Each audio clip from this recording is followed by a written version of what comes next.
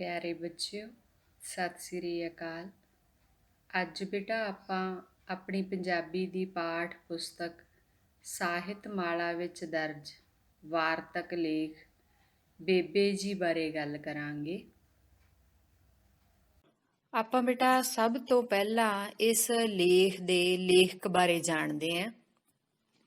ਇਸ ਦੇ ਲੇਖਕ ਦਾ ਨਾਮ ਡਾਕਟਰ ਹਰਪਾਲ ਸਿੰਘ ਪੰਨੂ ਹੈ। ਡਾਕਟਰ ਹਰਪਾਲ ਸਿੰਘ ਪੰਨੂ ਦਾ ਜਨਮ 20 ਜੂਨ 1953 ਈਸਵੀ ਨੂੰ ਹੋਇਆ। ਇਹਨਾਂ ਦੇ ਪਿਤਾ ਦਾ ਨਾਂ ਰਣ ਸਿੰਘ ਤੇ ਇਹਨਾਂ ਦੀ ਮਾਤਾ ਦਾ ਨਾਂ ਰਾਏ ਕੌਰ ਹੈ। ਇਹਨਾਂ ਦਾ ਪਿੰਡ ਘੱਗਾ, ਜ਼ਿਲ੍ਹਾ ਪਟਿਆਲਾ ਦੇ ਵਿੱਚ ਹੈ। ਡਾਕਟਰ ਹਰਪਾਲ ਸਿੰਘ ਪੰਨੂ ਬਹੁਤ ਪੜ੍ਹੇ ਲਿਖੇ ਤੇ ਵਿਦਵਾਨ ਵਿਅਕਤੀ ਹੈ। ਉਹ ਬਹੁਤ ਉੱਚੀਆਂ ਪਦਵੀਆਂ ਤੇ ਉਹਨਾਂ ਨੇ ਕੰਮ ਕੀਤਾ ਹੈ ਤੇ ਹੁਣ ਵੀ ਕਰ ਰਹੇ ਹੈ। ਡਾਕਟਰ ਹਰਪਾਲ ਸਿੰਘ ਪੰਨੂ ਪੰਜਾਬੀ ਯੂਨੀਵਰਸਿਟੀ ਪਟਿਆਲਾ ਦੇ ਧਰਮ ਅਧਿਐਨ ਵਿਭਾਗ ਵਿੱਚ ਮੁਖੀ ਤੇ ਬਤੌਰ ਪ੍ਰੋਫੈਸਰ ਵਜੋਂ ਕੰਮ ਕਰ ਰਹੇ ਹੈ।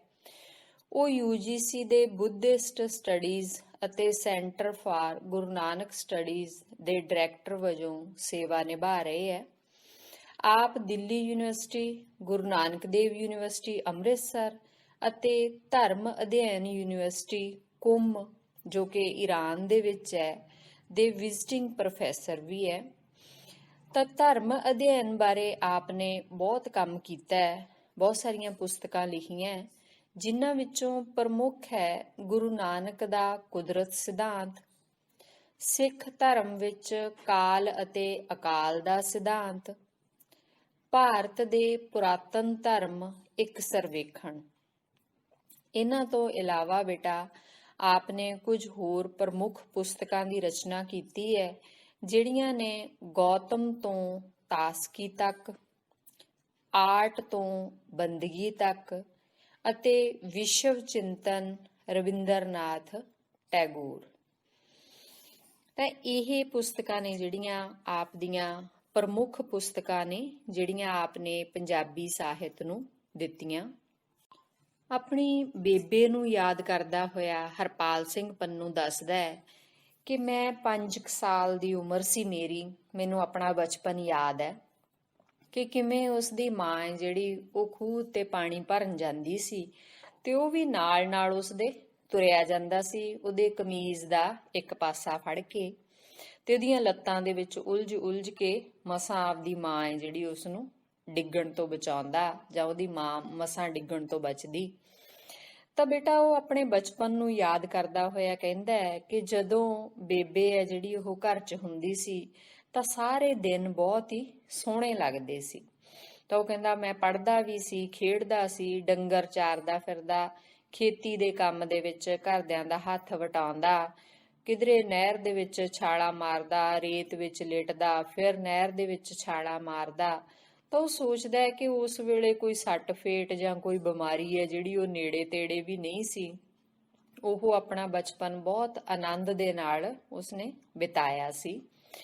ਪਰ ਜੇ ਉਹਦੀ ਮਾਂ ਹੈ ਜਿਹੜੀ ਉਹ ਘਰੋਂ ਕਿਸੇ ਰਿਸ਼ਤੇਦਾਰੀ 'ਚ ਚਲੀ ਜਾਂਦੀ ਤਾਂ ਉਹ ਯਾਦ ਕਰਦਾ ਹੈ ਕਿ ਉਸਦਾ ਦਿਲ ਨਹੀਂ ਸੀ ਲੱਗਦਾ ਘਰ ਦੇ ਵਿੱਚ ਤੇ ਉਹਨੂੰ ਕੋਈ ਕੁਝ ਕਹਿੰਦਾ ਵੀ ਨਹੀਂ ਸੀ। ਖਾਸ ਕਰਕੇ ਉਸਦਾ ਪਿਤਾ, ਉਹਦਾ ਬਾਪੂ, ਜਿਹਦਾ ਸੁਭਾਅ ਬਹੁਤ ਸਖਤ ਸੀ ਕਿ ਜੇ ਬੱਚੇ ਨੇ ਰੋਣਾ ਸ਼ੁਰੂ ਕਰਤਾ ਫਿਰ ਮਾਂ ਬਿਨਾਂ ਤਾਂ ਇਹਦਾ ਪਹਿਲਾਂ ਹੀ ਦਿਲ ਨਹੀਂ ਲੱਗਦਾ, ਤਾਂ ਇਹਨੇ ਰੋਣਾ ਬੰਦ ਹੀ ਨਹੀਂ ਕਰਨਾ। ਤਾਂ ਉਹਨੂੰ ਆਪਣੇ ਨਾਨਕਿਆਂ ਦੀ ਯਾਦ ਆਉਂਦੀ ਹੈ। ਇੱਥੇ ਪੰਨੂ ਦੱਸਦਾ ਹੈ ਕਿ ਉਹਦੇ ਘਰ ਦੀ ਆਰਥਿਕ ਹਾਲਤ ਬਹੁਤੀ ਚੰਗੀ ਨਹੀਂ ਸੀ, ਪਰ ਉਸਦੇ ਨਾਨਕੇ ਹੈ ਜਿਹੜੇ ਉਹ ਬੜੇ ਸਰਦੇ ਪੁੱਜਦੇ ਸੀ, ਤਾਂ ਉਹ ਲੋੜ ਵੇਲੇ ਉਸਦੀ ਮਾਂ ਦੀ ਮਦਦ ਵੀ ਕਰਦੇ ਸੀ। ਤੇ ਜਦੋਂ ਵੀ ਕਦੇ ਮਾਂ ਕਿਸੇ ਵੀ ਕੰਮ ਦੇ ਕਰਕੇ, ਕਿਸੇ ਲੋੜ ਕਰਕੇ ਉਹਨਾਂ ਕੋਲ ਜਾਂਦੀ ਤਾਂ ਕਦੇ ਖਾਲੀ ਹੱਥ ਨਹੀਂ ਸੀ ਮੁੜਦੀ। ਉਹ ਦੁੱਧੋਂ ਹਟੀ ਮੱਝ ਜਾਂ ਗਾਂ ਲੈ ਜਾਂਦੇ ਸੀ ਤੇ ਤਾਜੀ ਸੂਈ ਛੱਡ ਦਿੰਦੇ ਸੀ, ਘਿਓ ਦਿੰਦੇ ਸੀ, ਖੋਆ ਦਿੰਦੇ ਸੀ, ਘੋੜੀ ਉੱਤੇ ਝੂਟੇ ਦਿੰਦੇ ਸੀ ਤੇ ਬੱਚਿਆਂ ਲਈ ਇਹੀ ਸਵਰਗ ਹੁੰਦਾ। ਤਾਂ ਇੱਕ ਵਾਰ ਪੰਨੂ ਯਾਦ ਕਰਦਾ ਹੈ ਕਿ ਘਰ ਦੇ ਹਾਲਾਤ ਹੈ ਜਿਹੜੇ ਉਹ ਬੜੇ ਮਾੜੇ ਸੀ, ਆਰਥਿਕ ਤੰਗੀ ਸੀ, ਤਾਂ ਮੇਰੀ ਮਾਂ ਨੇ ਮੈਨੂੰ ਨਾਨਕੇ ਭੇਜਦਾ ਤੇ ਨਾਲ ਹੀ ਮੈਨੂੰ ਇਹ ਨਸੀਹਤ ਵੀ ਦਿੱਤੀ ਕਿ ਹਲੀਮੀ ਨਾਲ ਗੱਲ ਕਰਨੀ ਹੈ ਉੱਥੇ ਸਾਰਿਆਂ ਦੇ ਨਾਲ, ਮਾਮੀ ਨਾਲ ਅੱਡ ਗੱਲ ਕਰਨੀ ਹੈ, ਮਾਮੇ ਨਾਲ ਅੱਡ ਗੱਲ ਕਰਨੀ ਹੈ ਤੇ ਅਕਲ ਦੇ ਨਾਲ ਉੱਥੇ ਰਹਿਣਾ। ਤਾਂ ਇਹ ਕਹਿੰਦਿਆਂ ਹੋਇਆਂ ਉਹ ਕਹਿੰਦਾ ਮੇਰੀ ਬੇਬੇ ਨੇ ਮੈਨੂੰ ਭੇਜਤਾ ਤੇ ਮੈਂ ਇਹ ਗੱਲ ਹੈ ਜਿਹੜੀ ਮਾਂ ਦੀ ਪੱਲੇ ਬੰਨ੍ਹ ਲਈ, ਉਸੇ ਤਰ੍ਹਾਂ ਕੀਤਾ। ਤਾਂ ਉਹ ਯਾਦ ਕਰਦਾ ਕਿ ਜਦੋਂ ਮੈਂ ਪਟਿਆਲੇ ਪੜ੍ਹਦਾ ਸੀ ਤਾਂ ਮਹੀਨੇ ਦੇ ਵਿੱਚ ਇੱਕ ਵਾਰ ਮੈਂ ਨਾਨਕੇ ਜਾਂਦਾ ਤੇ ਦੂਜੀ ਵਾਰ ਮੈਂ ਦਾਦਕੇ ਜਾਂਦਾ। ਤੇ ਜਦੋਂ ਉਹ ਪਿੰਡੋਂ ਪਟਿਆਲੇ ਲਈ ਬੱਸ ਚੜ੍ਹਦਾ ਤਾਂ ਯਾਦ ਕਰਦਾ ਹੈ ਕਿ ਉਹਦੀ ਮਾਂ ਦੀਆਂ ਹਮੇਸ਼ਾ ਅੱਖਾਂ ਜਿਹੜੀਆਂ ਉਹ ਭਰ ਆਉਂਦੀਆਂ। ਤਾਂ ਉਹ ਕਹਿੰਦਾ ਮੈਂ ਆਪਦੀ ਮਾਂ ਨੂੰ ਮਜ਼ਾਕ ਕਰਦਾ ਹੁੰਦਾ ਸੀਗਾ ਕਿ ਮੈਂ ਕਿਹੜਾ ਕਿਤੇ ਜੰਗ ਤੇ ਲੜਨ ਚੱਲਿਆ, ਕਿਉਂ ਰੋਨੀ ਧੋਨੀ ਹੈ। ਤਾਂ ਮਾਂ ਹਮੇਸ਼ਾ ਕਹਿੰਦੀ ਕਿ ਜਿਹੜੇ ਪਸ਼ੂ ਹੈ ਉਹ ਕਿਹੜਾ ਸਰਹੱਦਾਂ ਤੇ ਦੁਸ਼ਮਣਾਂ ਨਾਲ ਲੜਨ ਜਾਂਦੇ ਐ। ਤੂੰ ਦੇਖਿਆ ਨਹੀਂ ਕਿ ਜਦੋਂ ਅੱਖਾਂ ਤੋਂ ਦੂਰ ਹੋਣ ਲੱਗਦੇ ਐ ਤਾਂ ਉਹਨਾਂ ਦੀਆਂ ਮਾਵਾਂ ਜਿਹੜੀਆਂ ਗਾਵਾਂ ਮੱਝਾਂ ਕਿਵੇਂ ਰੰਭਣ ਰਿੰਗਣ ਲੱਗਦੀਆਂ, ਰੱਸੇ ਤੜਾਉਂਦੀਆਂ, ਕਿਉਂਕਿ ਉਹਦੀ ਮਾਂ ਹੈ ਜਿਹੜੀ ਉਹ ਜਾਣਦੀ ਸੀ ਕਿ ਇੱਕ ਮਾਂ ਆਪਣੇ ਬੱਚੇ ਨੂੰ ਜਿਉਂਦੇ ਜੀ ਅੱਖੋਂ ਓਲੇ ਨਹੀਂ ਕਰਨਾ ਚਾਹੁੰਦੀ। ਪਰ ਉਹ ਨਾਲ ਹੀ ਪੰਨੂ ਦੱਸਦਾ ਹੈ ਕਿ ਉਹਦੀ ਮਾਂ ਮੈਨੂੰ ਇਹ ਵੀ ਕਹਿੰਦੀ ਕਿ ਤੂੰ ਇਹ ਗੱਲ ਨਹੀਂ ਸਮਝ ਸਕਦਾ, ਕਿ ਇਹ ਗੱਲ ਹੈ ਜਿਹੜੀ ਉਹ ਸਿਰਫ ਇੱਕ ਮਾਂ ਹੀ ਸਮਝ ਸਕਦੀ ਹੈ। ਤਾਂ ਬੱਚਿਓ, ਆਪਣੀ ਮਾਂ ਨੂੰ, ਆਪਣੀ ਬੇਬੇ ਨੂੰ ਯਾਦ ਕਰਦਾ ਹੋਇਆ ਪੰਨੂ ਦੱਸਦਾ ਹੈ ਕਿ ਉਹ ਛੋਟੀ ਮਾਮੀ ਬਾਰੇ ਦੱਸਦੀ ਹੁੰਦੀ ਸੀ ਕਿ ਉਹਦੀ ਛੋਟੀ ਮਾਮੀ ਬਹੁਤ ਹੀ ਸੋਹਣੀ ਸੀ, ਉਹ ਘਰੋਂ ਵੀ ਚੰਗੀ ਸੀ ਤੇ ਬੇਬੇ ਦੱਸਦੀ ਸੀ ਕਿ ਉਹ ਮੇਰੀ ਸਹੇਲੀ ਹੋਈ ਸੀ, ਅਸੀਂ ਸਾਰੇ ਦੁੱਖ ਸੁੱਖ ਇੱਕ ਦੂਜੇ ਨਾਲ ਕਰ ਲੈਂਦੀਆਂ ਸੀ। ਹੁਣ ਜਿਵੇਂ ਪਹਿਲਾਂ ਹੀ ਤੁਹਾਨੂੰ ਦੱਸਿਆ ਹੈ ਕਿ ਪੰਨੂ ਦੇ ਘਰ ਦੀ ਹਾਲਤ ਬਹੁਤੀ ਚੰਗੀ ਨਹੀਂ ਸੀ, ਤਾਂ ਬੇਬੇ ਆਪਣੇ ਬੱਚੇ ਨੂੰ ਦੱਸਦੀ ਹੈ ਕਿ ਇੱਕ ਦਿਨ ਮੈਂ ਆਪਣੀ ਭਰਜਾਈ ਨੂੰ ਕਿਹਾ ਕਿ ਮੇਰਾ ਖਿਆਲ ਰੱਖੀ ਕਿਉਂਕਿ ਮੈਂ ਤਾਂ ਗਰੀਬਣੀ ਹੈ। ਤਾਂ ਉਹ ਨਣਦ ਹੈ ਜਿਹੜੀ ਉਹ ਮੇਰੇ ਪੈਰੀਂ ਚੁੰਨੀ ਰੱਖ ਕੇ ਕਹਿੰਦੀ ਹੈ, ਮੈਂ ਕਦੋਂ ਇਸ ਘਰ ਦੀ ਮਾਲਕਣ, ਮੈਂ ਤਾਂ ਆਪ ਤੁਹਾਡੇ ਸਾਰਿਆਂ ਦੀ ਬਣਦੀ ਹੈ।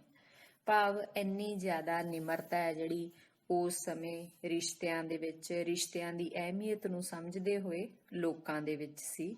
ਤੇ ਇਹਦਾ ਕਾਰਨ ਇਹ ਵੀ ਸੀ ਕਿ ਬੇਬੇ ਦਾ ਆਪਦਾ ਸੁਭਾਅ ਹੈ ਜਿਹੜਾ ਉਹ ਬਹੁਤ ਹੀ ਚੰਗਾ ਸੀ। ਹੁਣ ਪੰਨੂ ਹੈ ਜਿਹੜਾ ਉਹ ਯਾਦ ਕਰਦਾ ਹੈ ਕਿ ਦੁਸਹਿਰੇ ਤੋਂ ਪਹਿਲਾਂ ਹੀ, ਜਿਵੇਂ ਦੀਵਾਲੀ ਦੇ ਵੇਲੇ, ਦੁਸਹਿਰੇ ਦੇ ਵੇਲੇ ਤਿਉਹਾਰ ਇਹ ਸਾਡੇ ਬਹੁਤ ਵੱਡੇ ਹੈ, ਅਸੀਂ ਘਰਾਂ ਦੇ ਵਿੱਚ ਸਫਾਈ ਕਰਨੀ ਸ਼ੁਰੂ ਕਰ ਦਿੰਦੇ ਹਾਂ, ਤਾਂ ਉਹਨੂੰ ਯਾਦ ਆਉਂਦਾ ਹੈ ਕਿ ਅਸੀਂ ਵੀ ਕੱਚੇ ਘਰ ਦੀ ਲਿਪਾ ਪੋਚੀ ਦਾ ਕੰਮ ਹੈ ਜਿਹੜਾ ਸਾਰੇ ਰਲ ਕੇ ਸ਼ੁਰੂ ਕਰ ਦਿੰਦੇ ਸੀ। ਕੋਈ ਤਾਂ ਪਾਂਡੂ ਮਿੱਟੀ ਦਾ ਪਰੋਲਾ ਫੇਰਦਾ, ਕੋਈ ਫਰਸ਼ ਹੈ ਜਿਹੜੇ ਉਹਨਾਂ ਨੂੰ ਗਾਰੇ ਦੇ ਨਾਲ ਲਿਪਦਾ, ਕੋਈ ਗਾਰੇ 'ਚ ਪਾਣੀ ਪਾਉਂਦਾ, ਦੂਜਾ ਕਹੀ ਨਾਲ ਗੋਹਾ ਜਾਂ ਤੂੜੀ ਹੈ ਜਿਹੜੀ ਉਹ ਰਲਾਉਂਦਾ। ਸਾਰੇ ਘਰ ਦੀਆਂ ਚੀਜ਼ਾਂ ਜਿਹੜੀਆਂ ਉਹਨਾਂ ਦੀ ਸਾਫ਼ ਸਫਾਈ ਹੁੰਦੀ, ਖੁਰਲੀਆਂ ਤੱਕ ਸਾਰਾ ਕੁਝ ਲਿਪਿਆ ਜਾਂਦਾ, ਘਰ ਦੀਆਂ ਛੱਤਾਂ ਵੀ, ਇੱਥੋਂ ਤੱਕ ਕਿ ਪਸ਼ੂਆਂ ਦੇ ਸਿੰਗਾਂ ਨੂੰ ਵੀ ਤੇਲ ਲਾ ਦਿੱਤਾ ਜਾਂਦਾ। ਤੇ ਚਾਰੇ ਪਾਸੇ ਮਹਿਕਾਂ ਹੁੰਦੀਆਂ, ਕੰਧਾਂ ਉੱਤੇ ਟੰਗਣ ਲਈ ਬਾਪੂ ਜੀ ਇਹ ਤਸਵੀਰਾਂ ਲੈ ਕੇ ਆਉਂਦੇ। ਤਾਂ ਇਹ ਸਮਾਂ ਜਿਹੜਾ ਉਸ ਨੂੰ ਪੰਨੂ ਬਹੁਤ ਹੀ ਦਿਲੋਂ ਯਾਦ ਕਰਦਾ ਹੈ। ਉਹਨੂੰ ਉਹ ਸਮਾਂ ਜਿਹੜਾ ਆਪਣੀ ਬੇਬੇ ਤੇ ਬਾਪੂ ਨਾਲ ਬਿਤਾਇਆ ਉਹ ਭੁੱਲਦਾ ਨਹੀਂ। ਉਹ ਕਹਿੰਦਾ ਕਿ ਰੁੱਤਾਂ ਬਾਰੇ ਮੇਰੀ ਮਾਂ ਹੈ ਜਿਹੜੀ ਉਹਦੇ ਬੜੇ ਵਧੀਆ ਵਿਚਾਰ ਹੁੰਦੇ ਸੀ। ਜਦੋਂ ਵਿਸਾਖ ਦੇ ਮਹੀਨੇ ਤੇਜ਼ ਮੀਂਹ ਪੈਂਦਾ ਤਾਂ ਅਸੀਂ ਆਖਦੇ ਕਿ ਇਹ ਕਿਹੜੇ ਮੌਸਮ ਦਾ ਮੀਂਹ ਹੈ, ਤਾਂ ਫਿਰ ਬੇਬੇ ਕਹਿੰਦੀ ਹੁੰਦੀ ਸੀ ਹਮੇਸ਼ਾ ਹੀ ਕਿ ਇਹ ਵਿਸਾਖ ਦਾ ਮਹੀਨਾ ਹੈ ਜਿਹੜਾ ਇਹ ਦੱਸਦਾ ਹੈ ਕਿ ਹੁਣ ਵਿਸਾਖ ਦਾ ਮਹੀਨਾ ਹੈ ਇਹ, ਤੇ ਵਿਸਾਖ ਦਾ ਮਹੀਨਾ ਹਮੇਸ਼ਾ ਸਾਨੂੰ ਇਹ ਦੱਸਦਾ ਹੈ ਬਾਰਿਸ਼ ਦੇ ਨਾਲ ਕਿ ਮੇਰੇ ਵਿੱਚ ਤੇ ਸਾਉਣ ਦੇ ਵਿੱਚ ਕੋਈ ਫਰਕ ਨਹੀਂ। ਇੰਨਾ ਕੁ ਫਰਕ ਹੈ ਕਿ ਮੇਰੇ ਪਿੱਛੇ ਜਿਹੜੇ ਤੁਰੇ ਆਉਂਦੇ ਪਿਛਲੱਗ, ਜੇਠ ਤੇ ਹਾੜ ਹੈ ਉਹ ਖੇੜ ਆਊ ਹੈ, ਤਾਂ ਸਾਉਣ ਦੇ ਪਿੱਛੇ ਪਿੱਛੇ ਤੁਰੇ ਆਉਂਦੇ ਉਹਦੇ ਦੋਸਤ ਭਾਦੋਂ ਤੇ ਅੱਸੂ ਉਹਦੇ ਵਰਗੇ ਹੀ ਹੈ, ਖੌਰੂ ਪਾਉਣ ਵਾਲੇ। ਤਾਂ ਹੀ ਤਾਂ ਸਾਉਣ ਦੀ ਕਦਰ ਬਣੀ ਹੋਈ ਹੈ। ਭਾਵ ਇਹ ਮਹੀਨਾ ਹੈ ਜਿਹੜਾ ਇਹਦੀ ਕਿੰਨੀ ਅਹਿਮੀਅਤ ਹੈ, ਕਿੰਨਾ ਮਹੱਤਵ ਹੈ, ਮਾਂ ਹੈ ਜਿਹੜੀ ਉਹ ਬੜੇ ਸੌਖੇ ਸ਼ਬਦਾਂ ਦੇ ਵਿੱਚ ਇਹਦਾ ਵਰਣਨ ਕਰ ਜਾਂਦੀ। ਤਾਂ ਗੱਲਾਂ ਸੁਣਦਿਆਂ ਸੁਣਦਿਆਂ ਲੇਖਕ ਦੱਸਦਾ ਹੈ ਕਿ ਇਹੋ ਜਿਹੇ ਉਪਮਾ ਤੇ ਅਲੰਕਾਰ ਹੈ ਜਿਹੜੇ, ਭਾਵੇਂ ਇਹੋ ਜਿਹੇ ਸ਼ਬਦ ਇੱਕ ਦੂਸਰੇ ਨਾਲ ਮੁਕਾਬਲਾ ਕਰਨਾ, ਸ਼ਬਦਾਂ ਦੀ ਅਸਲ ਦੇ ਵਿੱਚ ਉਹ ਟਕਸਾਲ ਸੀ। ਉਹਦੇ ਮੂੰਹੋਂ ਇਸ ਤਰ੍ਹਾਂ ਦੇ ਸ਼ਬਦ ਆਪਣੇ ਆਪ ਹੀ ਨਿਕਲਦੇ ਸੀ। ਇੰਨੀ ਜ਼ਿਆਦਾ ਉਹਦੀ ਵਧੀਆ ਸ਼ਬਦਾਵਲੀ ਸੀ, ਜਾਂ ਇੱਕ ਗੱਲ ਦਾ ਦੂਜੀ ਗੱਲ ਨਾਲ ਮੁਕਾਬਲਾ ਕਰਨ ਦਾ ਢੰਗ, ਇੱਕ ਦੂਸਰੇ ਦੇ ਨਾਲ ਜੋੜਨੀ ਗੱਲ ਉਹਨੂੰ ਇੰਨੀ ਵਧੀਆ ਆਉਂਦੀ ਸੀ ਕਿ ਉਹ ਪੜ੍ਹੇ ਲਿਖੇ ਵਿਅਕਤੀਆਂ ਨੂੰ ਵੀ ਮਾਤ ਪਾਉਂਦੀ ਸੀ। ਤਾਂ ਇਹਦੇ ਲਈ ਲੇਖਕ ਸਾਨੂੰ ਦੱਸਦਾ ਹੈ ਕਿ ਇੱਕ ਵਾਰ ਬੱਸ ਦੇ ਵਿੱਚ ਉਹ ਸਫ਼ਰ ਕਰ ਰਹੇ ਸੀ, ਕਿਧਰੇ ਜਾ ਰਹੇ ਸੀ। ਦੋਨਾਂ ਨੂੰ, ਮਾਂ ਪੁੱਤਾਂ ਨੂੰ ਅੱਡ-ਅੱਡ ਸੀਟ ਮਿਲਦੀ ਹੈ। ਤਾਂ ਥੋੜੀ ਦੇਰ ਬਾਅਦ ਹੀ ਸੀਟ ਖਾਲੀ ਹੋਣ ਤੇ ਬੇਬੇ ਹੈ ਜਿਹੜੀ ਉਹ ਲੇਖਕ ਨਾਲ ਆ ਕੇ ਬੈਠ ਜਾਂਦੀ ਹੈ। ਜਦੋਂ ਲੇਖਕ ਹੈ ਜਿਹੜਾ ਉਹ ਤੋਂ ਪੁੱਛਦਾ ਹੈ ਕਿ ਕੀ ਗੱਲ ਹੋਈ, ਕਿਉਂਕਿ ਉਹ ਤੰਗ ਜਿਹੀ ਬੈਠੀ ਸੀ, ਤਾਂ ਬੇਬੇ ਹੈ ਜਿਹੜੀ ਉਹ ਦੱਸਦੀ ਹੈ ਕਿ ਉਹ ਸੀਟ ਤੇ ਜਿਹੜਾ ਬੰਦਾ ਮੇਰੇ ਨਾਲ ਬੈਠਾ ਸੀ ਨਾ, ਉਹ ਭੁਜੀਆ ਖਾਣ ਵੇਲੇ ਇਉਂ ਮੂੰਹ ਖੋਲਦਾ ਸੀ, ਇਉਂ ਲੱਗਦਾ ਸੀ ਜਿਵੇਂ ਟੈਚੀ ਕੇਸ ਹੀ ਖੁੱਲ ਗਿਆ ਹੋਵੇ। ਭੁਜੀਆ ਖਾਈ ਜਾਂਦਾ ਹੈ, ਨਾਲ ਵਾਲੇ ਨਾਲ ਗੱਲਾਂ ਵੀ ਕਰੀ ਜਾਂਦਾ ਹੈ, ਹੱਸੀ ਵੀ ਜਾਂਦਾ ਹੈ। ਤਾਂ ਉਹਦੇ ਮੂੰਹ ਚੋਂ ਭੁਜੀਆ ਜਿਹੜਾ ਉਹ ਇਉਂ ਡਿੱਗਦਾ ਹੈ ਜਿਵੇਂ ਚੌਲਾਂ ਦੇ ਸ਼ੈਲਰ ਦੀ ਪਾਈਪ ਦੇ ਵਿੱਚੋਂ ਬਾਹਰ ਫੱਕ ਡਿੱਗਦੀ ਹੋਵੇ। ਤਾਂ ਉੱਥੇ ਬੇਬੇ ਦੱਸਦੀ ਹੈ ਕਿ ਮੈਥੋਂ ਨਹੀਂ ਉਹਦੇ ਨਾਲ ਬੈਠਿਆ ਜਾਂਦਾ, ਮੈਨੂੰ ਤਾਂ ਇਉਂ ਲੱਗਦਾ ਹੈ ਕਿ ਇਹ ਵਿਅਕਤੀ ਹੈ ਜਿਹੜਾ ਉਹ ਅੰਬ ਵੀ ਬੇਰ ਵਾਂਗ ਸਾਬਤਾ ਹੀ ਮੂੰਹ ਚ ਪਾਉਂਦਾ ਹੋਊਗਾ, ਸਮੇਤ ਹੀ ਗੁਠਲੀ। ਤਾਂ ਇਉਂ ਲੇਖਕ ਹੈ ਜਿਹੜਾ ਉਹ ਇਹਨਾਂ ਗੱਲਾਂ ਦੇ ਨਾਲ ਸਾਨੂੰ ਇਉਂ ਦੱਸਦਾ ਹੈ ਕਿ ਬੇਬੇ ਹੈ ਜਿਹੜੀ, ਉਸ ਦੀਆਂ ਗੱਲਾਂ ਬਹੁਤ ਹੀ ਸਵਾਦਲੀਆਂ ਸੀਗੀਆਂ ਤੇ ਭਾਸ਼ਾ ਤੇ ਉਹਦੀ ਇੰਨੀ ਜ਼ਿਆਦਾ ਮੁਹਾਰਤ ਸੀ। ਦੂਸਰਾ, ਬੇਬੇ ਹੈ ਜਿਹੜੀ, ਲੇਖਕ ਦੱਸਦਾ ਹੈ ਕਿ ਉਹ ਹਰ ਕੰਮ ਕਰਨ ਦੇ ਲਈ ਬਹੁਤ ਸਾਰਾ ਹੌਸਲਾ ਦਿੰਦੀ ਸੀ। ਬਹੁਤੀਆਂ ਮਾਵਾਂ ਐਵੇਂ ਹੀ ਕਰਦੀਆਂ, ਪਰ ਹੌਸਲਾ ਦੇਣ ਵੇਲੇ ਉਹਦੇ ਜਿਹੜੇ ਸ਼ਬਦ ਸੀ, ਜਿਹੜੀ ਸ਼ਬਦਾਵਲੀ ਸੀ, ਉਹ ਸਾਡੇ ਤੇ ਬਹੁਤ ਹੀ ਜ਼ਿਆਦਾ ਪ੍ਰਭਾਵ ਪਾਉਂਦੀ ਸੀ। ਤਾਂ ਉਹ ਕਹਿੰਦਾ ਕੋਈ ਜੇ ਜੋਖਮ ਵਾਲਾ ਕੰਮ ਕਰਨਾ ਹੁੰਦਾ, ਅਸੀਂ ਬੇਬੇ ਦੇ ਨਾਲ ਉਹਦੇ ਬਾਰੇ ਗੱਲ ਕਰਦੇ ਕਿ ਇਸ ਕੰਮ ਦੇ ਵਿੱਚ ਬੜੇ ਖਤਰੇ ਹੈ, ਤਾਂ ਉਹ ਹਮੇਸ਼ਾ ਆਖਦੀ ਕਿ ਮੱਖੀਆਂ ਦੇ ਡੰਗ ਤੋਂ ਡਰਦਿਆਂ ਆਦਮੀ ਨੇ ਮਖਿਆਲ ਖਾਣਾ ਤਾਂ ਨਹੀਂ ਛੱਡਿਆ, ਦੁਲੱਤੇ ਮਾਰਦੀਆਂ ਗਾਵਾਂ ਦਾ ਦੁੱਧ ਚੋਣੋਂ ਤਾਂ ਨਹੀਂ ਅਸੀਂ ਹਟੇ, ਅਸੀਂ ਕਦੇ ਇਹ ਤਾਂ ਨਹੀਂ ਸੋਚਦੇ ਕਿ ਇੰਨੀ ਤੂੜੀ ਚੋਂ ਦਾਣੇ ਕੌਣ ਕੱਢੇ, ਅਸੀਂ ਕਦੇ ਇਹ ਤਾਂ ਨਹੀਂ ਸੋਚਿਆ ਕਿ ਖੇਤ ਹੈ ਜਿਹੜੇ ਕਿਵੇਂ ਵਾਹਾਂਗੇ, ਇੱਥੇ ਤਾਂ ਕੰਡੇ ਹੀ ਬੜੇ ਐ। ਤਾਂ ਇਹ ਜਿਹੜੀਆਂ ਗੱਲਾਂ ਨੇ, ਇਹ ਮਾੜੇ ਮੋਟੇ ਖਤਰੇ ਤੋਂ ਸਾਨੂੰ ਕਦੇ ਘਬਰਾਉਣ ਨਾ ਦਿੰਦੀਆਂ। ਤਾਂ ਮਾਂ ਨਾਲ ਹੀ ਇਹ ਵੀ ਦੱਸਦੀ ਹੁੰਦੀ ਸੀ ਕਿ ਜਵਾਨੀ ਦੇ ਦਿਨਾਂ ਦੇ ਵਿੱਚ ਤਾਂ ਸਾਡੇ 'ਚ ਇੰਨੀ ਤਾਕਤ ਹੁੰਦੀ ਸੀ, ਇੰਨਾ ਹੌਸਲਾ ਹੁੰਦਾ ਸੀ ਕਿ ਜੇ ਪਿਆਸ ਵੀ ਲੱਗੀ ਹੁੰਦੀ ਤਾਂ ਇਉਂ ਸੋਚਦੇ ਅਸੀਂ ਕਿ ਖੂਹ ਪੁੱਟੋ ਤੇ ਪਾਣੀ ਪੀਓ। ਕਿਹੜੇ ਕੰਮ ਹੈ ਜਿਹੜਾ ਉਹ ਔਖਾ ਹੈ, ਬਸ ਪਰਮਾਤਮਾ ਸਾਥ ਦੇਵੇ, ਉਹਦੇ ਤੇ ਅਸੀਂ ਭਰੋਸਾ ਰੱਖੀਏ ਤਾਂ ਉਹ ਹਮੇਸ਼ਾ ਸਾਡੇ ਅੰਗ ਸੰਗ ਰਹਿੰਦਾ। ਤਾਂ ਇਸ ਤਰ੍ਹਾਂ ਦੀਆਂ ਗੱਲਾਂ ਆਪਣੀ ਬੇਬੇ ਦੀਆਂ ਲੇਖਕ ਹੈ ਜਿਹੜਾ ਉਹ ਭੁੱਲ ਨਹੀਂ ਸਕਦਾ, ਉਹਦੀਆਂ ਹਮੇਸ਼ਾ ਯਾਦ ਕਰਦਾ। ਨਾਲ ਹੀ ਉਹ ਦੱਸਦਾ ਹੈ ਕਿ ਜਿਸ ਤਰ੍ਹਾਂ ਪੁਰਾਣੇ ਸਮਿਆਂ ਦੇ ਵਿੱਚ ਔਰਤ ਹੈ ਜਿਹੜੀ ਉਹਦੇ ਤੇ ਹੱਥ ਚੱਕ ਲੈਂਦੇ ਸੀ ਆਦਮੀ, ਤਾਂ ਉਹ ਕਹਿੰਦਾ ਜੇਕਰ ਉਹਨੂੰ ਪਤਾ ਲੱਗਦਾ ਕਿ ਗੁਆਂਢ ਦੇ ਵਿੱਚ ਕਿਸੇ ਆਦਮੀ ਨੇ ਆਪਣੀ ਔਰਤ ਨੂੰ ਕੁੱਟਿਆ, ਆਪਣੀ ਜਨਾਨੀ ਨੂੰ ਮਾਰਿਆ, ਤਾਂ ਝੱਟ ਉਹ ਉਹਦੇ ਘਰੋਂ ਲਾਂਭਾ ਦੇਣ ਲਈ ਜਾਂਦੀ ਤੇ ਨਾਲ ਹੀ ਆਖਦੀ ਕਿ ਕਿਹਾ ਧਰਤੀ ਨੂੰ ਕੁੱਟ ਲਿਆ, ਜਨਾਨੀ ਨੂੰ ਕੁੱਟ ਲਿਆ, ਇੱਕੋ ਹੀ ਗੱਲ ਹੈ, ਉਹਨੇ ਕਿਹੜਾ ਮੁਕਾਬਲਾ ਕਰਨਾ, ਇਹਦੇ ਵਿੱਚ ਕਾਹਦੀ ਬਹਾਦਰੀ ਹੈ, ਇਹਦੇ ਵਿੱਚ ਤਾਂ ਸ਼ਰਮ ਆਉਣੀ ਚਾਹੀਦੀ ਹੈ। ਤਾਂ ਇਸ ਤਰ੍ਹਾਂ ਦੀਆਂ ਉਹਦੀਆਂ ਗੱਲਾਂ ਸੁਣ ਕੇ ਸਾਰੇ ਸੁੰਨ ਹੋ ਜਾਂਦੇ, ਕੋਈ ਵੀ ਅੱਗੋਂ ਜਵਾਬ ਨਾ ਦਿੰਦਾ। ਕਹਿੰਦੇ ਇੱਕ ਵਾਰ ਇਹ ਲੇਖਕ ਦੱਸਦਾ ਹੈ ਕਿ ਉਹ ਕੰਮ ਲਈ ਕਿਸੇ ਦੇ ਘਰੇ ਗਈ ਤੇ ਆ ਕੇ ਕਹਿਣ ਲੱਗੀ ਕਿ ਉਹਨਾਂ ਦਾ ਤਾਂ ਟੱਬਰ ਹੈ ਜਿਹੜਾ ਬਹੁਤ ਹੀ ਵੱਡਾ ਹੈ। ਤਾਂ ਲੇਖਕ ਕਹਿੰਦਾ ਕਿ ਮੈਂ ਹੱਸ ਕੇ ਕਿਹਾ ਕਿ ਇੰਨੇ ਕੁ ਸਮੇਂ 'ਚ ਤੂੰ ਉਹਦਾ ਟੱਬਰ ਕਿੱਥੋਂ ਦੇਖ ਲਿਆ? ਤਾਂ ਉਹ ਕਹਿੰਦੀ ਮੈਂ ਟੱਬਰ ਨਹੀਂ ਦੇਖਿਆ, ਮੈਂ ਤਾਂ ਕਰਤਾਰ ਕੌਰ ਦੇਖੀ ਰੋਟੀਆਂ ਪਕਾਉਂਦੀ ਹੋਈ। ਉਹਦੇ ਕੋਲ ਵੱਡੀ ਸਾਰੀ ਪ੍ਰਾਂਤ ਸੀ ਤੇ ਉਸ ਪ੍ਰਾਂਤ ਦੇ ਵਿੱਚ ਗੁੰਨਿਆ ਹੋਇਆ ਆਟਾ ਇਉਂ ਲੱਗਦਾ ਸੀ ਜਿਵੇਂ ਭੇਡ ਮਾਰ ਕੇ ਲਟਾਈ ਹੋਵੇ। ਭਾਵ ਆਟਾ ਬਹੁਤ ਜ਼ਿਆਦਾ ਸੀ। ਹੁਣ ਜ਼ਿਆਦਾ ਆਟਾ ਗੁੰਨਣ ਦਾ ਇਹੀ ਮਤਲਬ ਹੈ ਕਿ ਖਾਣ ਵਾਲੇ ਜ਼ਿਆਦਾ। ਤਾਂ ਲੇਖਕ ਹੈ ਜਿਹੜਾ ਨਾਲੇ ਆਪਣੀ ਬੇਬੇ ਨੂੰ ਯਾਦ ਕਰਦਾ ਤੇ ਨਾਲ ਉਹ ਹੱਸਦਾ। ਤਾਂ ਹੁਣ ਉਹ ਦੱਸਦਾ ਹੈ ਕਿ ਇੱਕ ਦਿਨ ਮੈਨੂੰ ਸੁਨੇਹਾ ਮਿਲਿਆ ਕਿ ਛੇਤੀ ਚੱਲ, ਬੇਬੇ ਤੈਨੂੰ ਯਾਦ ਕਰਦੀ ਹੈ। ਕਹਿੰਦਾ ਜਦੋਂ ਮੈਂ ਗਿਆ ਪਿੰਡ ਤੇ ਬੇਬੇ ਕਹਿੰਦੀ ਤੂੰ ਆਇਆ ਕਿਉਂ ਨਹੀਂ, ਇੰਨੇ ਦਿਨ ਹੋ ਗਏ। ਤਾਂ ਕਹਿੰਦਾ ਮੈਂ ਕਿਹਾ ਤੁਹਾਡੇ ਕੋਲ ਇੰਨੀਆਂ ਰੌਣਕਾਂ, ਕਈ ਵਾਰ ਕੰਮਕਾਰ 'ਚ ਮੇਰੇ ਤੋਂ ਛੇਤੀ ਆਇਆ ਨਹੀਂ ਜਾਂਦਾ। ਤਾਂ ਬੇਬੇ ਕਹਿੰਦੀ ਹੈ ਕਿ ਇਹ ਰੌਣਕਾਂ ਕਾਹਦੀਆਂ, ਮੈਂ ਤਾਂ ਇੱਕ ਤਰ੍ਹਾਂ ਨਾਲ ਜਿੰਦਰ ਹੈ, ਜਿਹੜੀ ਜਿੰਦਰਾ ਜਿਹੜਾ ਕਿਸੇ ਵੱਡੇ ਸਾਰੇ ਕਿਲੇ ਨੂੰ ਲੱਗਿਆ ਹੁੰਦਾ, ਤੇ ਮੇਰੇ ਬੱਚੇ ਹੈ ਜਿਹੜੇ ਉਹੀ ਇਸ ਜਿੰਦਰੇ ਦੀਆਂ ਕੁੰਜੀਆਂ। ਤੁਹਾਡੇ ਆਉਣ ਨਾਲ ਹੀ ਤਾਂ ਇਹ ਜਿੰਦਰਾ ਖੁੱਲਦਾ, ਹੋਰ ਕੋਈ ਰੌਣਕਾਂ ਰੌਣਕਾਂ ਨਹੀਂ ਹੈਗੀਆਂ। ਮੈਂ ਤਾਂ ਹੁਣ ਮਿੱਟੀ ਦਾ ਬਹੁਤ ਪੁਰਾਣਾ ਥੇ ਹੈ, ਇਹਨੂੰ ਜੇ ਫਰੋਲੇਗਾ ਤਾਂ ਕੀ ਕੁਛ ਮਿਲੂਗਾ? ਠਿਕਰੇ ਮਿਲਣਗੇ, ਹੱਡੀਆਂ ਮਿਲਣਗੀਆਂ, ਵੱਡਾ ਖਜ਼ਾਨਾ ਕੋਈ ਨਹੀਂ ਮਿਲਣਾ, ਨਾ ਕੋਈ ਸਿੱਕਾ, ਨਾ ਕੋਈ ਗਹਿਣਾ। ਇੱਥੇ ਤਾਂ ਬਸ ਇਉਂ ਹੀ ਹੈ ਕਿ ਇੱਕ ਦੇਸ਼ ਕਦੇ ਵਸਦਾ ਸੀ ਜਿਹੜਾ ਹੁਣ ਥੇ ਹੋ ਗਿਆ, ਤੇ ਕਦੇ ਕਦੇ ਆ ਕੇ ਇਹਨੂੰ ਫਰੋਲ ਜ਼ਰੂਰ ਜਾਇਆ ਕਰ। ਤਾਂ ਮਾਂ ਹੈ ਜਿਹੜੀ ਉਹ ਇਹਨਾਂ ਗੱਲਾਂ ਦੇ ਨਾਲ ਆਪਣੇ ਬੱਚੇ ਨੂੰ ਇਹ ਦੱਸਣ ਦੀ ਕੋਸ਼ਿਸ਼ ਕਰਦੀ ਹੈ ਕਿ ਆਸੇ-ਪਾਸੇ ਦੀਆਂ ਰੌਣਕਾਂ ਜਿਹੜੀਆਂ ਉਹਨਾਂ ਦਾ ਉਹਦੇ ਲਈ ਕੋਈ ਅਰਥ ਨਹੀਂ। ਉਹਦੇ ਲਈ ਅਸਲ ਦੇ ਵਿੱਚ ਰੌਣਕ ਤਾਂ ਉਸਦੇ ਆਪਣੇ ਬੱਚੇ ਹੀ ਹੈ, ਤੇ ਉਹ ਚਾਹੁੰਦੀ ਹੈ ਕਿ ਉਹਦੇ ਬੱਚੇ ਹੈ ਜਿਹੜੇ ਉਹ ਸਮਾਂ ਕੱਢ ਕੇ ਉਸ ਨੂੰ ਮਿਲਣ ਜ਼ਰੂਰ ਆਉਣ। ਤਾਂ ਬੇਬੇ ਨੂੰ ਕਦੇ ਚੰਗਾ ਨਹੀਂ ਲੱਗਿਆ ਕਿ ਲੋਕ ਹੈ ਜਿਹੜੇ ਉਹ ਪੰਛੀਆਂ ਨੂੰ, ਜਾਨਵਰਾਂ ਨੂੰ ਮਾਰ-ਮਾਰ ਕੇ ਖਾਈ ਜਾਂਦੇ ਐ, ਸਮਾਂ ਬਦਲੀ ਜਾਂਦਾ ਹੈ। ਤਾਂ ਉਹਨੂੰ ਇਹ ਗੱਲਾਂ ਇਉਂ ਲੱਗਦੀਆਂ ਸੀ ਕਿ ਜਿਨ੍ਹਾਂ ਨੂੰ ਇੰਨੀ ਜ਼ਿਆਦਾ ਇਹ ਮਾਸ ਖਾਣ ਦਾ ਸ਼ੌਂਕ ਹੈ ਤਾਂ ਉਹ ਹੱਡਾਂ ਰੋੜੀ 'ਚ ਹੀ ਜਾ ਕੇ ਬੈਠ ਜਾਣ। ਤਾਂ ਹੁਣ ਲੇਖਕ ਯਾਦ ਕਰਦਾ ਹੈ ਕਿ ਉਹਦੀ ਬੇਬੇ ਹੈ ਜਿਹੜੀ ਉਹ ਬਜ਼ੁਰਗ ਹੋ ਗਈ, ਉਹਨੂੰ ਘੱਟ ਹੀ ਸੁਣਦਾ ਹੈ, ਘੱਟ ਹੀ ਦਿਖਦਾ ਹੈ। ਤਾਂ ਸਾਨੂੰ ਦੇਖ ਕੇ ਉਹ ਕਦੇ ਖੁਸ਼ ਹੋ ਜਾਂਦੀ ਹੈ, ਕਦੇ ਉਦਾਸ ਹੋ ਜਾਂਦੀ ਹੈ।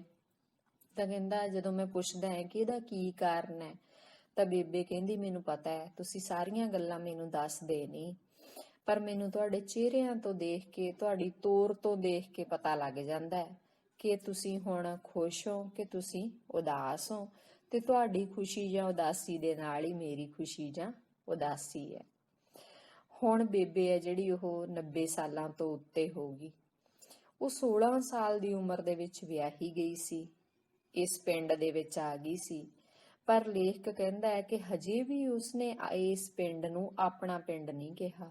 ਉਹ ਜਦੋਂ ਵੀ ਕਦੇ ਗੱਲ ਕਰਦੀ ਹੈ ਹਮੇਸ਼ਾ ਇਹੀ ਕਹਿੰਦੀ ਹੈ, ਮੈਂ ਤੇਰੇ ਪਿੰਡ ਜਦੋਂ ਦੀ ਆਈ, ਮੈਂ ਤੇਰੇ ਪਿੰਡ ਆਹ ਕੀਤਾ, ਮੈਂ ਤੇਰੇ ਪਿੰਡ ਆਹ ਕੀਤਾ। ਭਾਵ ਆਪਦਾ ਪਿੰਡ ਹੈ ਜਿਹੜਾ ਉਹ ਉਹੀ ਆਪਣੇ ਪੇਕਿਆਂ ਦੇ ਪਿੰਡ ਨੂੰ ਸਮਝਦੀ ਹੈ।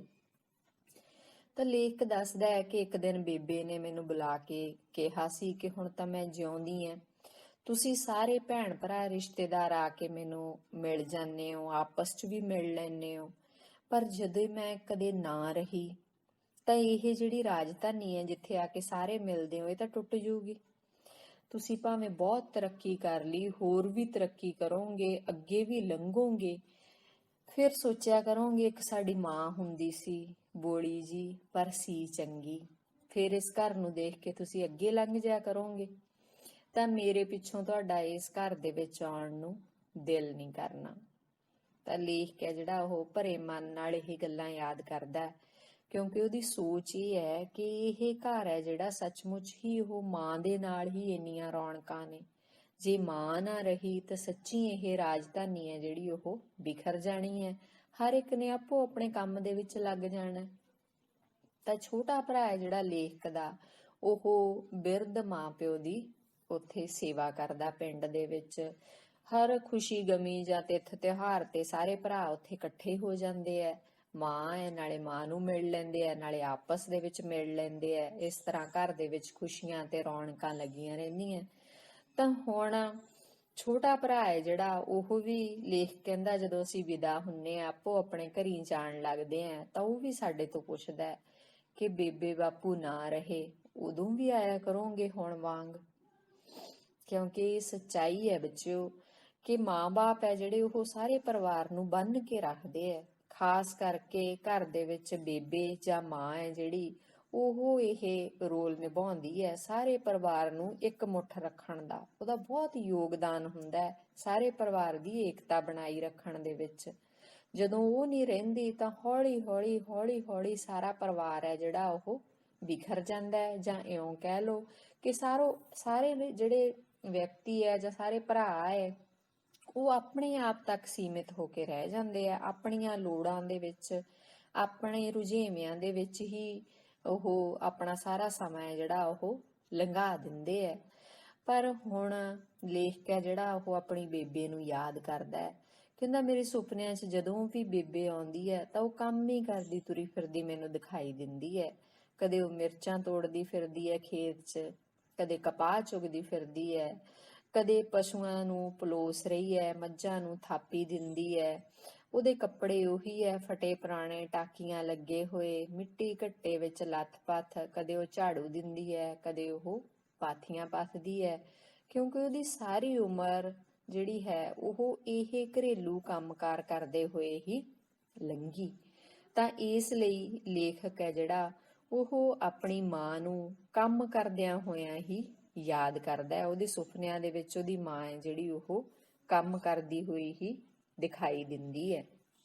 ਤਾਂ ਬੱਚਿਓ, ਇਹ ਲੇਖ ਸੀਗਾ ਬੇਬੇ, ਜਿਸ ਦੇ ਵਿੱਚ ਲੇਖਕ ਨੇ ਆਪਣੀ ਮਾਂ ਦਾ ਸਾਰਾ ਚਿੱਤਰ ਹੈ ਜਿਹੜਾ ਉਹ ਪੇਸ਼ ਕਰਨ ਦੀ ਕੋਸ਼ਿਸ਼ ਕੀਤੀ ਤੇ ਮਾਂ ਦੀ ਸ਼ਖਸੀਅਤ ਹੈ ਜਿਹੜੀ ਉਸਨੂੰ ਵੀ ਸਾਡੇ ਸਾਹਮਣੇ ਪੇਸ਼ ਕੀਤਾ ਕਿ ਉਹਦੀ ਮਾਂ ਕਿਸ ਤਰ੍ਹਾਂ ਦੀ ਔਰਤ ਸੀ, ਕੀ ਕੁਝ ਉਹ ਕੰਮ ਕਰਦੀ ਸੀ।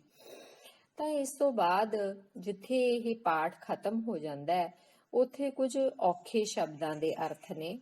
ਤਾਂ ਉਹ ਔਖੇ ਸ਼ਬਦਾਂ ਦੇ ਅਰਥ ਜੇ ਅਸੀਂ ਪੜ੍ਹ ਲਈਏ ਤਾਂ ਸਾਨੂੰ ਲੇਖ ਹੈ ਜਿਹੜਾ ਉਹ ਸਾਰਾ ਹੀ ਸਮਝ ਆ ਜਾਂਦਾ ਹੈ। ਕੋਈ ਅਜਿਹੇ ਸ਼ਬਦ ਨਹੀਂ ਰਹਿੰਦਾ ਜਿਹਦਾ ਸਾਨੂੰ ਅਰਥ ਨਹੀਂ ਪਤਾ ਲੱਗਦਾ। ਉਸ ਤੋਂ ਬਾਅਦ ਇਸ ਪਾਠ ਦਾ ਅਭਿਆਸ ਹੈ। ਅਭਿਆਸ ਦੇ 9 ਪ੍ਰਸ਼ਨ ਹੈ। ਪਹਿਲਾ ਪ੍ਰਸ਼ਨ ਹੈ, ਲੇਖਕ ਦੇ ਬਚਪਨ ਦਾ ਜੀਵਨ ਕਿਹੋ ਜਿਹਾ ਸੀ? ਤਾਂ ਇਹਦਾ ਉੱਤਰ ਹੋਊਗਾ ਕਿ ਲੇਖਕ ਦੇ ਬਚਪਨ ਦਾ ਜੀਵਨ ਬਹੁਤ ਹੀ ਵਧੀਆ ਸੀ। ਉਸਨੇ ਆਪਣੇ ਬਚਪਨ ਦਾ ਬਹੁਤ ਆਨੰਦ ਲਿਆ। ਆਪਣੀ ਮਾਤਾ ਦੇ ਹੁੰਦਿਆਂ ਉਹਨੂੰ ਹਰ ਦਿਨ ਇੱਕ ਤਿਉਹਾਰ ਵਰਗਾ ਲੱਗਦਾ ਸੀ। ਉਹ ਪੜ੍ਹਦਾ ਵੀ ਸੀ, ਖੇਡਦਾ ਵੀ ਸੀ। ਉਹ ਨਹਿਰ ਦੇ ਵਿੱਚ ਛਾਲਾਂ ਮਾਰਦਾ, ਬਾਹਰ ਆ ਕੇ ਮਿੱਟੀ ਦੇ ਵਿੱਚ ਲਿਟਦਾ, ਫਿਰ ਨਹਿਰ ਦੇ ਵਿੱਚ ਛਾਲਾਂ ਮਾਰਦਾ। ਤਾਂ ਇਸ ਤਰ੍ਹਾਂ ਉਸ ਦਾ ਜੀਵਨ ਹੈ ਜਿਹੜਾ ਉਹ ਬੇਪਰਵਾਹੀ ਦੇ ਵਿੱਚ ਬਤੀਤ ਹੋਇਆ। ਦੂਸਰਾ ਪ੍ਰਸ਼ਨ ਹੈ, ਪੁੱਤਰ ਦੇ ਘਰੋਂ ਤੁਰਨ ਸਮੇਂ ਮਾਂ ਪੁੱਤਰ ਦੀ ਆਪਸੀ ਗੱਲਬਾਤ ਦਾ ਵਰਣਨ ਕਰੋ। ਤਾਂ ਜਦੋਂ ਪੁੱਤਰ ਘਰੋਂ ਤੁਰਦਾ ਹੈ ਤਾਂ ਮਾਂ ਉਸਨੂੰ ਸਮਝਾਉਂਦੀ ਹੈ। ਉਹਨੂੰ ਸਮਝਾਉਂਦੀ ਹੋਈ ਕਹਿੰਦੀ ਹੈ ਕਿ ਆਪਣੇ ਨਾਨਕੇ ਘਰ ਤੂੰ ਹਲੀਮੀ ਦੇ ਨਾਲ ਰਹਿਣਾ ਹੈ, ਸਭ ਦੇ ਨਾਲ ਆਦਰ ਦੇ ਨਾਲ ਗੱਲ ਕਰਨੀ ਹੈ। ਤੇਰੀ ਮਾਮੀ ਬਹੁਤ ਚੰਗੀ ਹੈ, ਉਹਦੇ ਨਾਲ ਤੂੰ ਅੱਡ ਗੱਲ ਕਰਨੀ ਹੈ ਤੇ ਆਪਣੇ ਮਾਮੇ ਦੇ ਨਾਲ ਅੱਡ ਗੱਲ ਕਰਨੀ ਹੈ। ਅੱਗੇ ਹੈ, ਲੇਖਕ ਦੇ ਪਰਿਵਾਰ ਦੀ ਉਸਦੇ ਨਾਨਕੇ ਔਕੜ ਸਮੇਂ ਕਿਵੇਂ ਮਦਦ ਕਰਦੇ ਸਨ? ਤਾਂ ਲੇਖਕ ਦੇ ਪਰਿਵਾਰ ਦੀ ਉਸਦੇ ਨਾਨਕੇ ਔਕੜ ਸਮੇਂ ਬਹੁਤ ਮਦਦ ਕਰਦੇ ਸੀ। ਉਸਦੀ ਮਾਂ ਜਦੋਂ ਨਾਨਕੇ ਜਾਂਦੀ ਸੀ ਤਾਂ ਕਦੇ ਵੀ ਖਾਲੀ ਹੱਥ ਵਾਪਸ ਨਹੀਂ ਸੀ ਆਉਂਦੀ।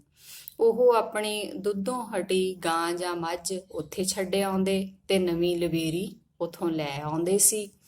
ਇਸ ਤੋਂ ਬਿਨਾਂ ਉਸਦੇ ਨਾਨਕੇ ਘਿਓ, ਖੋਆ ਆਦਿ ਉਸ ਚੀਜ਼ਾਂ ਦੇ ਨਾਲ ਉਹਦੀ ਮਦਦ ਕਰਦੇ ਸੀ, ਆਪਣੀ ਭੈਣ ਦੀ। ਤੇ ਉੱਥੇ ਉਹ ਘੋੜੀ ਤੇ ਝੂਟੇ ਵੀ ਲੈਂਦਾ ਸੀ। ਅਗਲਾ ਪ੍ਰਸ਼ਨ ਹੈ, ਲੇਖਕ ਦੇ ਘਰ ਦੀ ਲਿਪਾ ਪੋਚੀ ਅਤੇ ਸਜਾਵਟ ਦਾ ਕੰਮ ਕਿਵੇਂ ਕੀਤਾ ਜਾਂਦਾ ਸੀ? ਤਾਂ ਲੇਖਕ ਦੱਸਦਾ ਹੈ ਕਿ ਦੁਸ਼ਹਿਰੇ ਤੋਂ ਪਹਿਲਾਂ ਹੀ ਘਰ ਦੇ ਵਿੱਚ ਲਿਪਾ ਪੋਚੀ ਤੇ ਸਜਾਵਟ ਦਾ ਕੰਮ ਸ਼ੁਰੂ ਹੋ ਜਾਂਦਾ ਸੀ। ਪਹਿਲਾਂ ਉਹ ਸਾਰੇ ਘਰ ਦੀ ਸਾਫ਼ ਸਫਾਈ ਕਰਦੇ, ਪਾਂਡੂ ਮਿੱਟੀ ਦਾ ਪੋਚਾ ਲਾਉਂਦੇ। ਇਹਦੇ ਵਿੱਚ ਸਾਰਾ ਪਰਿਵਾਰ ਮਦਦ ਕਰਦਾ। ਕੋਈ ਮਿੱਟੀ ਦੇ ਵਿੱਚ ਤੂੜੀ ਰਲਾਉਂਦਾ, ਕੋਈ ਗੋਹਾ ਰਲਾਉਂਦਾ। ਇੱਥੋਂ ਤੱਕ ਕਿ ਖੁਰਲੀਆਂ ਤੱਕ, ਛੱਤਾਂ ਤੱਕ ਸਾਰੀਆਂ ਲਿਪੀਆਂ ਜਾਂਦੀਆਂ। ਤੇ ਉਸ ਤੋਂ ਬਾਅਦ ਉਹਨਾਂ ਦਾ ਜਿਹੜਾ ਪਿਓ ਹੈ ਉਹ ਲਿਪੀਆਂ ਪੋਚੀਆਂ ਕੰਧਾਂ ਤੇ ਟੰਗਣ ਲਈ ਰੰਗਦਾਰ ਤਸਵੀਰਾਂ ਲੈ ਕੇ ਆਉਂਦਾ ਸੀ। ਉਹ ਪਸ਼ੂਆਂ ਦੇ ਜਿਹੜੇ ਸਿੰਗ ਹੈ ਉਹ ਤੱਕ ਤੇਲ ਦੇ ਨਾਲ ਚੋਪੜ ਦਿੰਦੇ ਸੀ। ਅਗਲਾ ਪ੍ਰਸ਼ਨ ਹੈ, ਔਖਾ ਕੰਮ ਨੇਪਰੇ ਚਾੜਨ ਲਈ ਬੇਬੇ ਆਪਣੇ ਪੁੱਤਰਾਂ ਨੂੰ ਕੀ ਸੰਦੇਸ਼ ਦਿੰਦੀ ਹੈ? ਤਾਂ ਬੇਬੇ ਆਪਣੇ ਪੁੱਤਰਾਂ ਨੂੰ ਕਹਿੰਦੀ ਹੈ ਕਿ ਕਦੇ ਵੀ ਔਖੇ ਕੰਮ ਤੋਂ ਜਾਂ ਉਸ ਦੇ ਨਤੀਜਿਆਂ ਤੋਂ ਡਰਨਾ ਨਹੀਂ ਚਾਹੀਦਾ। ਹਮੇਸ਼ਾ ਪਰਮਾਤਮਾ ਦਾ ਨਾਂ ਲਓ, ਪਰਮਾਤਮਾ ਦਾ ਸਾਥ ਭਾਲੋ। ਕੀ ਕਦੇ ਕਿਸੇ ਨੇ ਇਸ ਗੱਲੋਂ ਸ਼ਹਿਦ ਖਾਣਾ ਛੱਡਿਆ ਕਿ ਡੂਮਣੇ ਆ ਜਿਹੜੇ ਉਹ ਲੜ ਜਾਣਗੇ? ਜਾਂ ਕੀ ਕਿਸੇ ਨੇ ਕਦੇ ਇਹ ਸੋਚਿਆ ਕਿ ਇਹ ਦਾਣੇ ਇੰਨੀ ਤੂੜੀ ਦੇ ਵਿੱਚੋਂ ਕਿਵੇਂ ਕੱਢੀਏ? ਤਾਂ ਉਹ ਆਪਣੇ ਪੁੱਤਰਾਂ ਨੂੰ ਕਹਿੰਦੀ ਹੈ ਕਿ ਜਵਾਨੀ ਦੇ ਸਮੇਂ ਦੇ ਵਿੱਚ ਇੰਨਾ ਹੌਸਲਾ ਹੁੰਦਾ ਸੀ ਕਿ ਜੇ ਪਿਆਸ ਲੱਗੀ ਹੈ, ਆਸੇ-ਪਾਸੇ ਪਾਣੀ ਨਹੀਂ ਤਾਂ ਕੀ ਹੋਇਆ, ਖੂਹ ਪੁੱਟੋ ਤੇ ਪਾਣੀ ਕੱਢ ਲਓ। ਅਗਲਾ ਪ੍ਰਸ਼ਨ ਹੈ, ਇਸ ਪਾਠ ਵਿੱਚ ਬੇਬੇ ਜਿੰਦਰਾ ਤੇ ਕੁੰਜੀਆਂ ਸ਼ਬਦ ਕਿਹਨਾਂ ਲਈ ਵਰਤਦੀ ਹੈ ਅਤੇ ਕਿਉਂ। ਇਸ ਪਾਠ ਵਿੱਚ ਬੇਬੇ ਜਿੰਦਰਾ ਆਪਣੇ ਆਪ ਨੂੰ ਕਹਿੰਦੀ ਹੈ ਤੇ ਕੁੰਜੀਆਂ ਸ਼ਬਦ ਉਹ ਆਪਣੇ ਪੁੱਤਰਾਂ ਲਈ ਵਰਤਦੀ ਹੈ, ਕਿਉਂਕਿ ਜਦੋਂ ਉਸਦੇ ਪੁੱਤਰ ਉਹਦੇ ਕੋਲ ਹੁੰਦੇ ਹੈ ਤਾਂ ਉਹ ਜਿੰਦਰਾ ਖੁੱਲਦਾ ਹੈ ਤੇ ਸਾਰਾ ਘਰ ਰੌਣਕ ਨਾਲ ਭਰ ਜਾਂਦਾ ਹੈ, ਸਾਰੇ ਪਾਸੇ ਖੁਸ਼ੀਆਂ ਹੁੰਦੀਆਂ ਨੇ। ਜਿੰਨੀ ਦੇਰ ਉਸਦੇ ਪੁੱਤਰ ਉਸ ਤੋਂ ਦੂਰ ਹੁੰਦੇ ਹੈ ਉਨੀ ਦੇਰ ਉਹ ਜਿੰਦਰਾ ਹੈ ਜਿਹੜਾ ਉਹ ਬੰਦ ਰਹਿੰਦਾ ਹੈ। ਬੇਬੇ ਆਪਣੇ ਪੁੱਤਰਾਂ ਤੇ ਰਿਸ਼ਤੇਦਾਰਾਂ ਵਿਚਕਾਰ ਕੜੀ ਦਾ ਕੰਮ ਕਿਵੇਂ ਕਰਦੀ ਹੈ। ਤਾਂ ਬੇਬੇ ਆਪਣੇ ਪੁੱਤਰਾਂ ਤੇ ਰਿਸ਼ਤੇਦਾਰਾਂ ਵਿਚਕਾਰ ਇੱਕ ਕੜੀ ਦਾ ਕੰਮ ਕਰਦੀ ਹੈ, ਕਿਉਂਕਿ ਬੇਬੇ ਦੇ ਹੋਣ ਕਰਕੇ ਉਹਦੇ ਸਾਰੇ ਪੁੱਤਰ ਦਿਨ ਦਿਹਾੜ ਦੁੱਖ ਸੁੱਖ ਤੇ ਇਕੱਠੇ ਹੁੰਦੇ ਹੈ ਤੇ ਉੱਥੇ ਪਰਿਵਾਰ ਦੇ ਵਿੱਚ ਰੌਣਕਾਂ ਲੱਗਦੀਆਂ ਨੇ। ਉੱਥੇ ਰਿਸ਼ਤੇਦਾਰ ਹੈ ਜਿਹੜੇ ਉਹ ਵੀ ਆਉਂਦੇ ਜਾਂਦੇ ਹੈ ਤੇ ਜੇਕਰ ਮਾਂ ਨਾ ਰਹੀ ਤਾਂ ਫਿਰ ਪੁੱਤਰਾਂ ਨੇ ਵੀ ਇੱਥੇ ਨਹੀਂ ਆਉਣਾ ਤੇ ਰਿਸ਼ਤੇਦਾਰਾਂ ਨੇ ਵੀ ਨਹੀਂ ਆਉਣਾ, ਤਾਂ ਆਪਸ ਦੀ ਸਾਂਝ ਹੈ ਜਿਹੜੀ ਉਹ ਮੁੱਕ ਜਾਣੀ ਹੈ। ਤੇ ਇਸ ਤਰ੍ਹਾਂ ਬੇਬੇ ਪੁੱਤਰਾਂ ਤੇ ਰਿਸ਼ਤੇਦਾਰਾਂ ਦੇ ਵਿਚਕਾਰ ਇੱਕ ਕੜੀ ਦਾ ਕੰਮ ਕਰਦੀ ਹੈ। ਅਗਲਾ ਪ੍ਰਸ਼ਨ ਹੈ, ਜਦੋਂ ਬੇਬੇ ਬਾਪੂ ਨਾ ਰਹੇ ਉਦੋਂ ਵੀ ਆਇਆ ਕਰੋਗੇ ਹੁਣ ਵਾਂਗ। ਇਹ ਸ਼ਬਦ ਕਿਸ ਨੇ ਕਿਸ ਨੂੰ ਅਤੇ ਕਿਉਂ ਕਹੇ। ਤਾਂ ਇਹ ਸ਼ਬਦ ਲੇਖਕ ਦੇ ਛੋਟੇ ਭਰਾ ਨੇ ਲੇਖਕ ਨੂੰ ਕਹੇ, ਕਿਉਂਕਿ ਲੇਖਕ ਦੁੱਖ ਸੁੱਖ ਸਮੇਂ ਹਮੇਸ਼ਾ ਉਸ ਪਰਿਵਾਰ ਦੇ ਵਿੱਚ ਆਪਣੀ ਮਾਂ ਦੇ ਹੁੰਦਿਆਂ ਜਾਂਦਾ ਸੀ ਤੇ ਉੱਥੇ ਸਾਰੇ ਮਿਲ ਕੇ ਖੁਸ਼ੀਆਂ ਮਨਾਉਂਦੇ ਸੀ। ਪਰ ਲੇਖਕ ਦੇ ਭਰਾ ਨੂੰ ਲੱਗਦਾ ਹੈ ਕਿ ਜਦੋਂ ਬੇਬੇ ਬਾਪੂ ਨਾ ਰਹੇ ਕੀ ਇਹ ਉਦੋਂ ਵੀ ਹੁਣ ਵਾਂਗ ਆਇਆ ਕਰਨਗੇ। ਤਾਂ ਇਸ ਫਿਕਰ ਦੇ ਵਿੱਚ ਉਹ ਆਪਣੇ ਭਰਾ ਨੂੰ ਇਹ ਗੱਲ ਪੁੱਛਦਾ ਹੈ। ਲੇਖਕ ਨੂੰ ਸੁਪਨੇ 'ਚ ਬੇਬੇ ਕੀ ਕੰਮ ਕਰਦੀ ਨਜ਼ਰ ਆਉਂਦੀ ਹੈ, ਆਪਣੇ ਸ਼ਬਦਾਂ 'ਚ ਲਿਖੋ। ਤਾਂ ਲੇਖਕ ਨੂੰ ਬੇਬੇ ਸੁਪਨੇ ਦੇ ਵਿੱਚ ਵੀ ਉਵੇਂ ਹੀ ਨਜ਼ਰ ਆਉਂਦੀ ਹੈ ਜਿਵੇਂ ਉਹ ਅਸਲੀਅਤ ਦੇ ਵਿੱਚ ਕੰਮ ਕਰਦੀ ਤੁਰੀ ਫਿਰਦੀ ਸੀ। ਉਹਨੂੰ ਕਦੇ ਬੇਬੇ ਮਿਰਚਾਂ ਤੋੜਦੀ ਨਜ਼ਰ ਆਉਂਦੀ ਹੈ, ਕਦੇ ਖੇਤਾਂ ਦੇ ਵਿੱਚ ਕੰਮ ਕਰਦੀ, ਕਪਾਹ ਚੁਗਦੀ, ਕਦੇ ਉਹ ਮਿੱਟੀ ਘੱਟੇ ਦੇ ਨਾਲ ਭਰੀ ਝਾੜੂ ਲਾਉਂਦੀ। ਉਹਦੇ ਉਸੇ ਤਰ੍ਹਾਂ ਦੇ ਖੱਦਰ ਦੇ ਕੱਪੜੇ ਜਿਹੜੇ ਟਾਕੀਆਂ ਲੱਗੇ ਹੋਏ ਸੀ ਤੇ ਉਸੇ ਤਰ੍ਹਾਂ ਉਹ ਪਸ਼ੂਆਂ ਨੂੰ ਦੀ ਪਿੱਠ ਪਲੋਸਦੀ ਜਾਂ ਪਸ਼ੂਆਂ ਨੂੰ ਪਿਆਰ ਕਰਦੀ ਨਜ਼ਰ ਆਉਂਦੀ ਹੈ। ਤਾਂ ਇਹ ਇਸ ਪਾਠ ਦਾ ਅਭਿਆਸ ਸੀ। ਧੰਨਵਾਦ।